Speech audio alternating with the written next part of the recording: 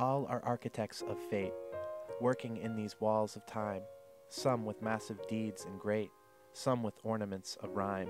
Nothing useless is or low. Each thing in its place is best, and what seems but idle show strengthens and supports the rest. For the structure that we rise, time is with materials filled. Our todays and yesterdays are the blocks with which we build. Truly shape and fashion these, leave no yawning gaps between.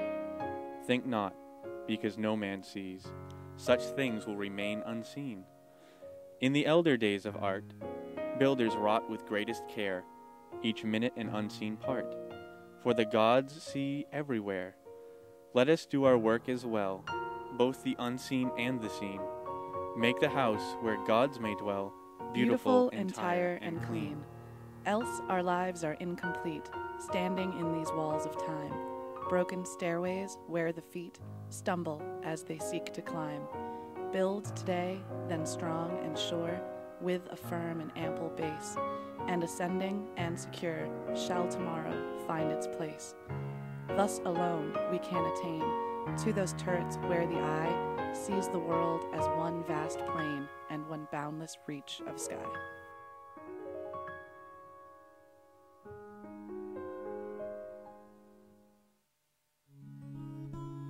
An old building is a special place, a nexus of past and present, where people live and die. If so many lives transcend in one place, can it become something more?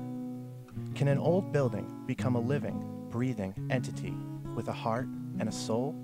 Or is it nothing more than bricks and mortar? 68 High Street was erected at the turn of the 18th century by distinguished Revolutionary officer Ebenezer Storer. In 1817, 68 High Street was sold to the Mussey family. It was later converted into a school. For years, 68 High Street served as a lavish residential home for wealthy Maine families. But by the dawn of the 20th century, 68 High entered an entirely new chapter. For 40 years, 68 High Street was a refuge for handicapped children, during which time the hospital stood at the forefront of pediatric care, offering treatments in orthopedic surgery, ultraviolet therapy, and bracing.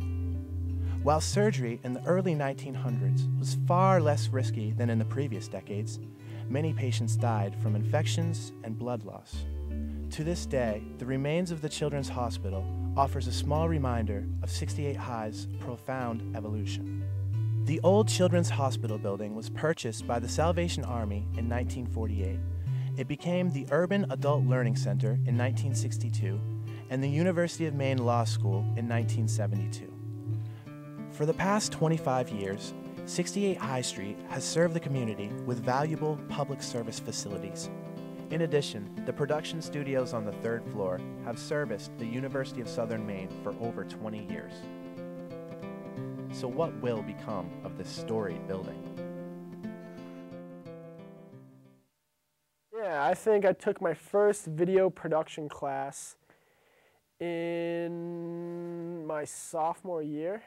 I ended up walking from campus to 68 High every week. I didn't have any idea where this building was. I think I missed my first 2 classes because this building's in the middle of nowhere. I've said already, 68 High Street it's really beneficial to be able to go somewhere off campus where, at least for media studies majors, you get to actually use the equipment and you're able to be in a studio atmosphere where you can learn by doing as opposed to just opening a book, and 68 High Street has afforded us the opportunity to do that. It's really good to have a place off campus for students to go. It has a really good studio vibe. You come here, it's more of a professional environment, and I feel like we've all been able to grow and develop as students here. So in that sense, I think it's really exciting. It's a lot of fun. Yeah, so we're hanging out late at night in the lab. This place is creepy at night, and we're having all kinds of issues in the lab. My computer was freezing up on me. We couldn't get a disk out. Actually, we were working really hard. We were trying to edit some footage, log this and that. So we decided to take a break. We go down to the basement, and we're creeping around in the basement. It's dark. I mean, it's straight out of a horror film. We're down there with, you know, little flashlights, and we're going down to the boiler room. We're getting ourselves all psyched out. So about 20 minutes later, we come back up to the studio, and, you know, we're glad we survived because, I mean, you're pretty much thinking that some little girl's going to come out and chop your head out down there. After it, we came upstairs, and Ben Antonio's computer stopped working. It wouldn't spit out a DVD, which was weird.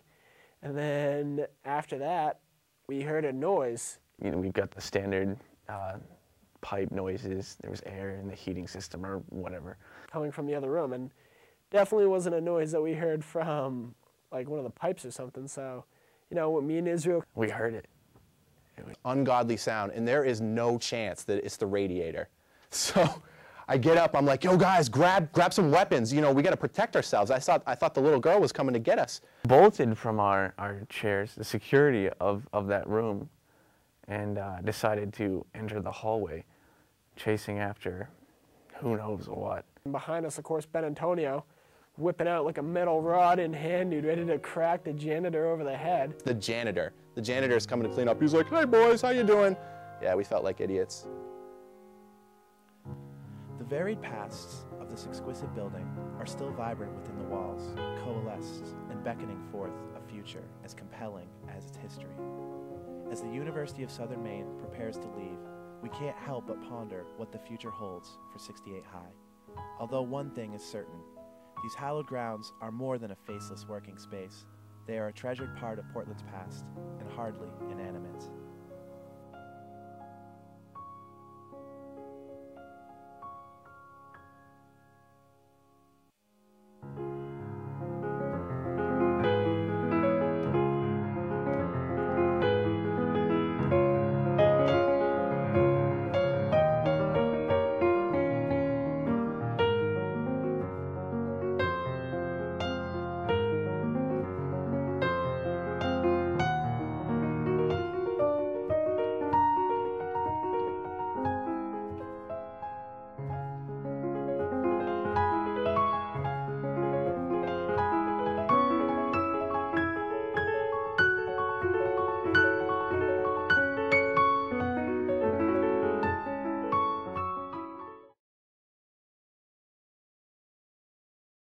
'68 High Street is like